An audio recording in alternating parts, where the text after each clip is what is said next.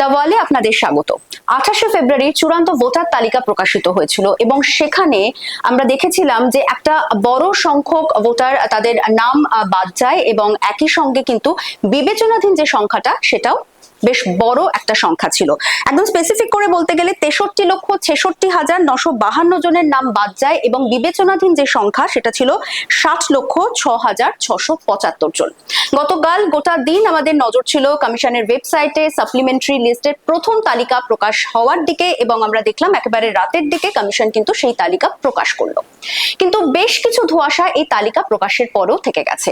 দুটো লিস্ট যেখানে প্রকাশ করা হয়েছে, যার মধ্যে যাদের নাম অর্থাৎ চূড়ান্ত তালিকার সঙ্গে যোগ হবে এবং যাদের নাম আবারও ডিলিটেড তালিকাতেই থাকছে, কিন্তু কোথাও গিয়ে কমিশনের তরফে সেটা স্পষ্ট করা হয়নি এক্সাক্ট ফিগারটা কত।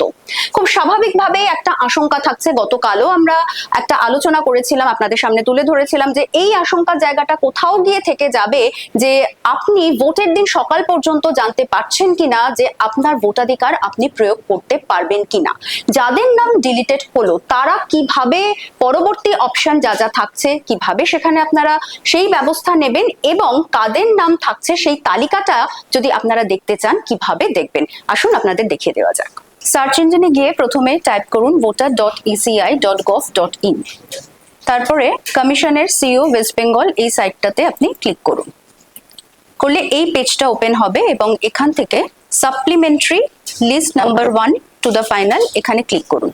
এই অপশনটাতে ক্লিক করলে একটা পেজ ওপেন হবে যেখানে আপনি দেখতে পাবেন role type, district, assembly, constituency এবং সেখানে গিয়ে প্রথমে রোল টাইপে যদি ক্লিক করেন এই চারটে অপশন আসবে। এর মধ্যে এসআইআর ফাইনাল রোল 2026 যেটা চূড়ান্ত তালিকা প্রকাশ হয়ে গেছে 28শে ফেব্রুয়ারি, অর্থাৎ দরকার পড়ছে না।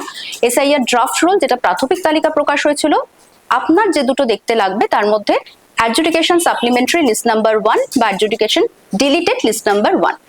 আপনি যদি adjudication supplementary list number 1 click করেন এবং তারপরে গিয়ে আপনি ডিস্ট্রিক্ট সিলেক্ট করুন, ধরুন বাঁকুড়া, অ্যাসেম্বলি সিলেক্ট করলেন এবং এরপরে পার্ট নাম্বার সিলেক্ট করতে হবে, ধরুন আপনি সিলেক্ট করলেন পার্ট নাম্বার 7। করার পর এবার এখানে আপনাকে ক্যাপচা এটা টাইপ করতে হবে।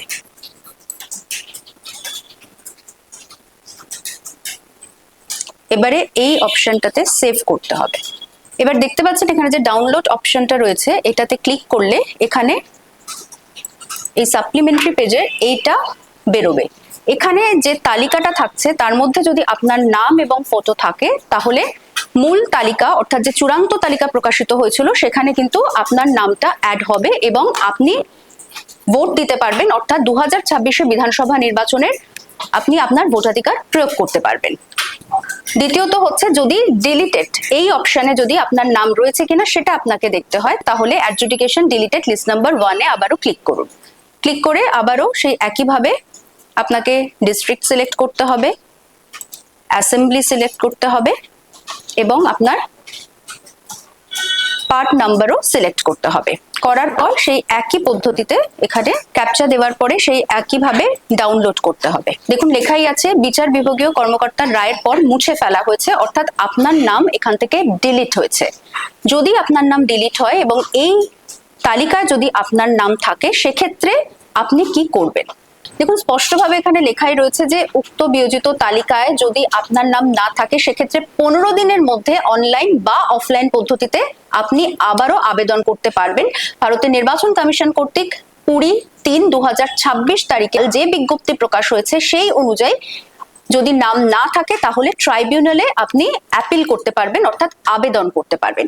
এবার প্রশ্ন হচ্ছে যদি আপনাকে আবেদন করতে হয় তাহলে আপনি কিভাবে সেই আবেদন করবেন। সেক্ষেত্রে নাম বাদ পড়লে অভিযোগ জানানোর ক্ষেত্রে ভোটাররা নতুন গঠিত 19টি যে ট্রাইব্যুনাল সেখানে আপনারা অ্যাপ্লাই করতে পারবেন। এখানে অবসরপ্রাপ্ত বিচারপতিরা থাকবেন এবং এই অনলাইনে আবেদনের যে পদ্ধতি সেটা হচ্ছে সেই একইভাবে ইসিআই ওয়েবসাইট বা ইসিআই নেট অ্যাপ দিয়ে আপনাকে অভিযোগ জানাতে হবে। আর যদি আপনি অফলাইনে করতে চান তাহলে সেক্ষেত্রে ডিএম, এডিএম, এসডিও অফিসে গিয়ে একেবারে সরাসরি আপনাকে সেখানে আবেদন করতে হবে এবং অভিযোগ যাচাইয়ের পরে ট্রাইব্যুনাল বা কমিশনের যদি অনুমতি পাওয়া যায়, অর্থাৎ তারা সেই যাচাই প্রক্রিয়াটা করার পরে কিন্তু আপনি 2026 বিধানসভা নির্বাচনে ভোট দিতে পারবেন কিনা সেই বিষয়টি চূড়ান্ত হবে। যেরকম দেখালাম দুটো লিস্ট আপনাদেরকে, এই দুটো লিস্টে যদি আপনার নাম না থাকে সেক্ষেত্রেও কিন্তু আতঙ্কিত হওয়ার কোনো জায়গা নেই। তখন এইরকম একটা পেজ ওপেন হবে যেখানে স্পষ্ট লেখা থাকছে 23 তারিখ অর্থাৎ গতকাল বিকেল 5টা পর্যন্ত এই কমিশনের ওয়েবসাইটে যে লিস্টটা আপলোড করা হয়েছিল, যেটা রাতের প্রকাশ্যে আসে, সেখানে আপনার নাম নেই, সেটা দুটো লিস্টের কোথাওই। তার মানে আতঙ্কিত হওয়ার কিন্তু কোনো কারণ নেই, কারণ পরবর্তী পর্যায়ে ইতিমধ্যে কমিশনের তরফে যেরকম জানানো হয়েছে ধাপে ধাপে নাম প্রকাশ হবে, অর্থাৎ বেশ খানিকটা আবারও অপেক্ষা করতে হবে এবং দেখতে হবে পরবর্তী যে পর্যায়ে অর্থাৎ সাপ্লিমেন্টারির যে প্রথম লিস্ট গতকাল প্রকাশ হয়েছে, পরবর্তী যে লিস্ট বেরোচ্ছে সেখানে আপনার নাম থাকছে কিনা।